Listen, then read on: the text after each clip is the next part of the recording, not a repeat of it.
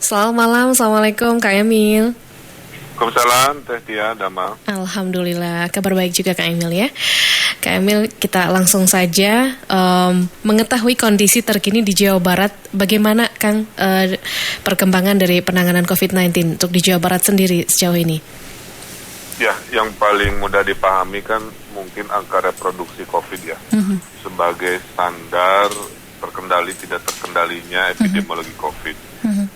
Hari ini 2 minggu terakhir rata-rata itu di 0,84. Jadi intinya mah di bawah 1, intinya penyebaran tidak terlalu ganas ya. Kasus harian juga rata-rata sudah di bawah 100.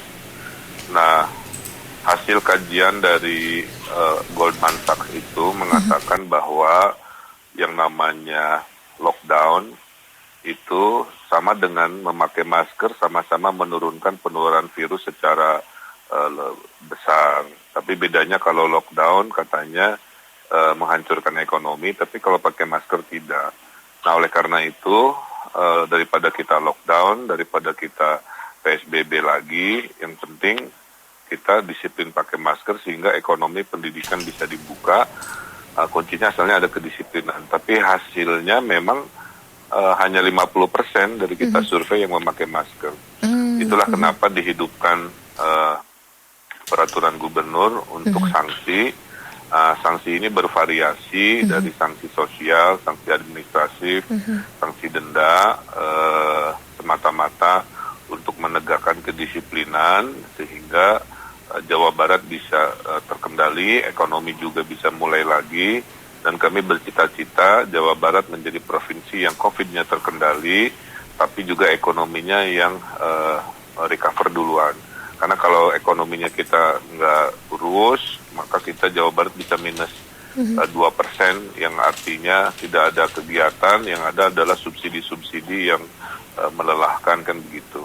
Tapi kalau kita lancar, kita bisa ekonominya tumbuh 2,3%, artinya PKL bisa jualan lagi, restoran jualan lagi, semua dapat pekerjaan lagi, walaupun investasi tidak secepat yang kita harapkan. Nah, itulah situasi Jawa Barat hari ini. Epidemiologinya masih terkendali di bawah 1, ekonomi sudah dibuka, nah, tinggal 2 minggu ini proses persiapan pembukaan tetap buka pendidikan. Tapi syaratnya tetap kita jaga, yaitu zona hijau. Cuman zona hijaunya tidak lagi berbasis kota kabupaten, tapi berbasis kecamatan. Ada 254 kecamatan yang alhamdulillah dari dulu sampai sekarang tidak ada kasus COVID, maka itu kami izinkan untuk membuka tatap muka, tidak perlu daring, tapi dimulai dulu dari SMA SMK, setelah itu lancar nggak ada masalah ke SMP, setelah itu lancar nggak ada masalah baru ke SD. Nah, itu kemudian perkembangan berikut adalah vaksin sudah hadir. Nah, vaksin ini adalah yang menjadi yang kita tunggu-tunggu. Nah, sebenarnya Indonesia itu mendatangkan vaksin dari 3 negara. 1 dari Tiongkok, 2 dari Korea, 3 dari Inggris. Nah, hanya yang dari Tiongkok itu lebih siap karena syarat vaksin itu dipakai harus 3 kali testing, 2 kali di negara asal, testing ketiga di negara konsumen. Nah, yang Korea dan Inggris itu belum selesai melakukan tes kedua. Nah, sementara yang Tiongkok sudah melakukan 2 tes pertama di negaranya dan tes ketiga di negara konsumen itu di Indonesia. Maka kita mencari 1.600 relawan. Kalau 3 bulan lancar, insya Allah Januari vaksin sudah tersedia sehingga kita bisa hidup lebih mudah, lebih normal lagi dibanding sekarang, Mbak. Kira-kira itu update di hari ini. Oke, ada banyak hal teknis mungkin yang ingin kita ketahui juga ya Pak. Ya Kang, ini terkait dengan penambahan kasus positif COVID-19 terlebih dahulu di Jawa Barat ini berdasarkan data dari Picobar per hari ini ya Kang, 28 Juli ada penambahan kasus positif di Jabar sebanyak 45 orang. Bagaimana informasinya Kang? Ya, itu mayoritas tetap di Depok, Bekasi, Mbak. Ya, jadi COVID ini muter-muternya, mohon maaf, di Bodebek dan Bandung. Di data kita tuh Bandung, Cimahi, dan Bogor, Depok, Bekasi. Tiap hari berminggu-minggu mayoritas 70-80% di situ. Maka penekanan epidemiologi, sanksi protokol kesehatan juga kita akan perbanyak di wilayah-wilayah yang padat. Ini menunjukkan bahwa memang COVID ini banyak bergeraknya di daerah yang padat, namanya wilayah padat namanya kan kota, nama wilayah yang kurang padat namanya kabupaten kan, dan desa-desa. Nah jadi kita akan gempur semua energi kita kepada yang masih terkendala dan masih berjuang lebih tinggi, yaitu kawasan Bodebek dan Bandung. Saya kira itu. Jadi tiap hari mau 45, mau 80, mau 60, mau 27, kalau kita bedah rata-rata di situ. Iya, oke. Nah, sekarang kan sudah ada peraturan ya, Kang, untuk denda masker khususnya di Jawa Barat. Tahapannya bagaimana? Ini langsung tindakan, mulai kapan? Khususnya pelaksanaannya di kabupaten kota, Kang? Ya, jadi mohon dipahami, Pergub 60 2020 ini nggak hanya urusan masker ya, Mbak, tapi juga melakukan sanksi di kegiatan-kegiatan yang melanggar aturan. Di perkantoran, di perdagangan, kan, di pergerakan kendaraan.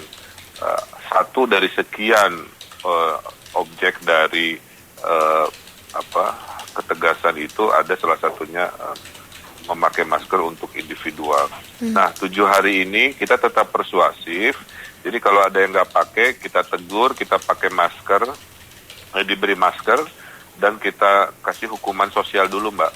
Jadi per minggu ini arahannya begitu. Tapi ada juga kota-kota yang sudah langsung kencang melakukan denda, seperti di Depok. Kemarin hari ini itu ada 6 juta rupiah total dari denda yang dilakukan karena pelanggaran. Nah, karena tugas gubernur ini hanya memberikan arahan, panduan, maka level teknisnya itu kami serahkan kepada wali kota, bupati untuk menyesuaikan secara teknisnya.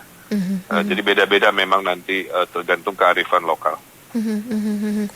Di Depok itu 50.000 dendanya ya, Kang, ya. Ada batas atau batas nominal yang dianjurkan nggak sih, Kang, untuk denda ini, Kang? Ya, maksimal ada 500.000 di aturan kita. Tapi poinnya tidak sama juga, sebenarnya nggak terlalu masalah. Poin kita adalah bagaimana mendisiplinkan. Poin kita bagaimana naiknya orang memakai masker. Nah, di dalamnya mau full ikut Pergub, nggak ada masalah. Mau ada variasi, adaptasi, koreksi, nggak ada masalah juga.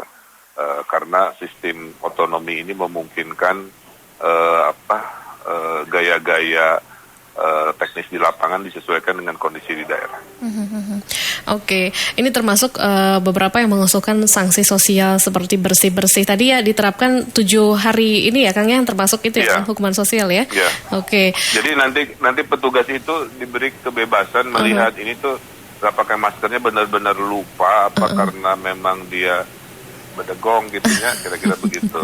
Kalau dia lupa, diskresinya mungkin diberi hukuman sosial, tapi kalau kelihatan ngeyel dan memang mengancam keselamatan kelihatannya ya, tentulah kita langsung bisa lakukan proses tadi. Oke, baik. Kak Emil dalam beberapa berita di media online menyampaikan kalau mau ekonomi jalan maka masyarakatnya harus taat terhadap protokol kesehatan. Sekarang memang kondisinya masyarakat itu gimana nih, Kang? Apa kuncinya biar semua taat begitu, Kang? Ya, salah satunya semua bergerak. Ini tuh kan perang. Kalau lagi perang, tidak ada masyarakat yang tidak berpartisipasi. Jadi perangnya di depan dokter tenaga kesehatan, yang punya harta bela negaranya dengan harta, yang punya ilmu bela negara dengan ilmu, yang punya tenaga bela negara jadi relawan.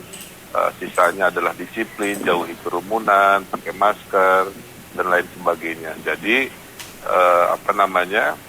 kalau mau menang perang melawan COVID, musuh yang tidak terlihat ini, semua yang mengaku warga negara Indonesia lakukan partisipasinya, baik partisipasi aktif bergerak di medan perangnya atau partisipasi pasif menjaga diri, kira-kira begitu.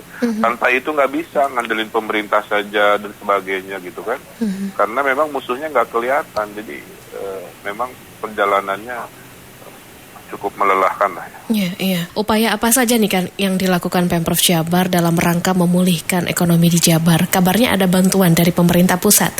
3 bantuan luar biasa itu, Kang. Iya, jadi kenapa dibantu pemerintah pusat? Karena Jawa Barat DKI itu sama dengan 30% ekonominya Indonesia, Mbak. Jadi dengan kita harus normal ekonomi secepatnya, maka sama dengan menghidupkan mesin sepertiga mesin ekonomi Indonesia, kira-kira begitu. Nah, oleh karena itu pemerintah pusat, alhamdulillah, memberikan 3 bantuan. Satu, ada pinjaman tanpa bunga, ya maksimal 4 triliun, disesuaikan dengan kebutuhan kita selama 2 tahun. Kedua, proyek PLTSA di Legok Nangka, Waste to Energy, juga diberi subsidi sehingga investor bisa masuk.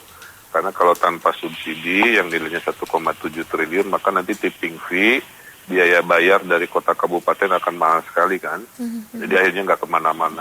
Yang terakhir ada 4 triliun, dana dititip ke BJB untuk disalurkan ke PKL, pedagang-pedagang, dan sebagainya, agar yang bangkit lagi setelah COVID butuh pinjaman, nggak pakai banyak mikir, kita akan salurkan secepatnya. Oke. Baik.